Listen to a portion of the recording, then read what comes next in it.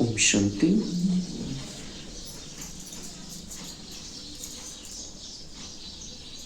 मैं आत्मा इस संगम युग के मिले हुए शरीर में विराजमान महान आत्मा हूँ। मैं बाबा का लाडला बच्चा हूँ। मैंने बाबा को पूरी तरीके से वो जो है, जैसा है, मैंने पहचान लिया है। वो मेरा हो गया, मैं उसका हो गया। अनुभव करेंगे हम फरिश्ता रूप में उड़ रहे हैं। देखना है अपने आप को लाइट के शरीर में। ऐसे महसूस करना है हम उड़कर जा रहे हैं और पहुंच गए डायमंड हॉल में, मधुबन के डायमंड हॉल में, जहां भगवान आते हैं स्वयं। और डायमंड हॉल के स्टेज पर बाबा ने मुझे बुला लिया। सामने दादी के शरीर में बाबा आए हुए हैं, मैं उनके सामने। देखना है अपने आप को बाबा के सामने फरिश्ता रूप में। और सामने विराजमान है दादी के तन में सर्वोच्च, इस दुनिया की सर्वोच्च हस्ती, निराकार परमपिता परमात्मा शिव बाबा। और साथ में फरिश्तों के बादशाह ब्रह्मा बाबा की आत्मा। मैं उनके सामने हूं।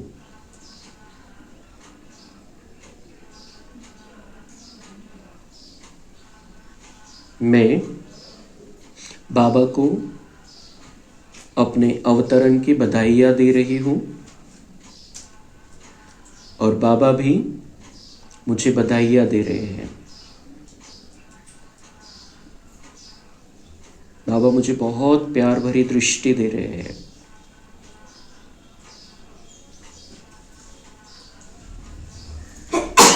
बाबा ने मुझे अपने पास बुला लिया और अपना वरदानी हाथ मेरे सिर पर रख दिया। महसूस करना है भगवान का हाथ मेरे सिर पर है।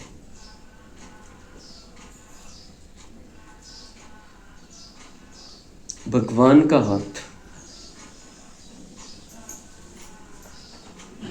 इस दुनिया का सबसे शक्तिशाली हाथ, सबसे प्यार भरा हाथ मेरे सिर पर है। अनुभव करना है।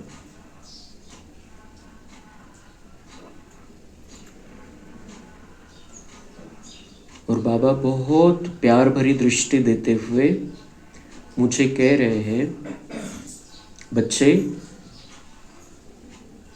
अपना सारा व्यर्थ मुझे दे दो। मैं आपको राजा बनाना चाहता हूं। आप अपना वेस्ट दे दो मुझे और बेस्ट बन जाओ।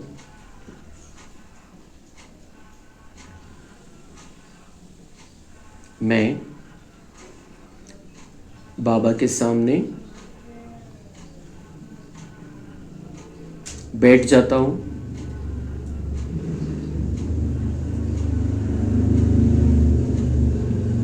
और मेरे सामने जैसे एक स्क्रीन लगी है, टीवी लगा है, और उस टीवी पर मैं देख रहा हूं मेरा क्या क्या व्यर्थ चलता है।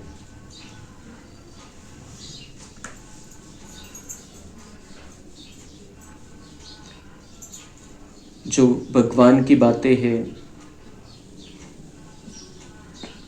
जो ज्ञान की बातें हैं, योग धारणा सेवा की बातें हैं, जो मुझे मेरी जिम्मेदारी है उसको ट्रस्टी बनकर संभालना है, वो सब कुछ करते हुए मेरा क्या क्या व्यर्थ चलता है। सामने टीवी है और उस पर मैं देख रहा हूँ, किसके बारे में व्यर्थ चलता है उसको देख रहा हूँ। किसका पार्ट मुझे पसंद नहीं है उसको देख रहा हूँ।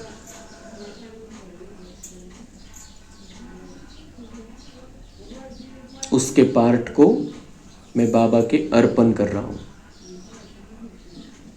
बाबा आप देख लेना, ये आपका है। कोई परिस्थिति आती है, उस बारे में व्यर्थ चलता है, कैसे कैसे व्यर्थ चलता है देख रहा हूं मैं सामने टीवी पर। ये भी बाबा को अर्पण।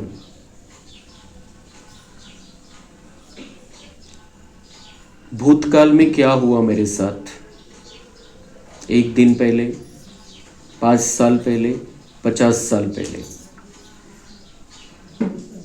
उसके बारे में जो चिंतन चलता है वो भी बाबा को अर्पण। अब से 1 सेकंड के बाद क्या होने वाला है, आज दिन भर में क्या होने वाला है, कल क्या होगा, 2 साल के बाद क्या होगा, 5 साल के बाद क्या होगा, इसके बारे में जो संकल्प चलते हैं सब बाबा को अर्पण। बाबा बैठा है, बाबा देख लेगा। बाबा सामने से मुझे कह रहे हैं अब ये दी हुई चीज वापस नहीं लेना।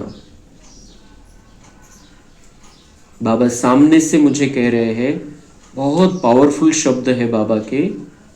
बाबा कह रहे हैं कि बच्चे तुम मुझे याद करो तो तुम्हारे लिए सोचने का काम भी मैं करूंगा। और मैं इस बात को दिल से स्वीकार कर रहा हूं कि मुझे किसी बारे में ज्यादा सोचना नहीं है। कोई भी बात सामने आती है, कुछ डिसीजन लेना है, पहले बाबा को याद करना है और फिर बाबा टच कराएगा क्या करना जरूरी है क्या नहीं है। और ज्ञान भी है मेरे पास, उस आधार से तुरंत डिसीजन ले लेना है, ज्यादा संकल्प नहीं चलाने हैं। बाबा मुझे वरदानों से भरपूर करते हुए, बहुत शक्तिशाली दृष्टि देते हुए बाबा कह रहे हैं बच्चे जाओ अभी कर्म क्षेत्र पर।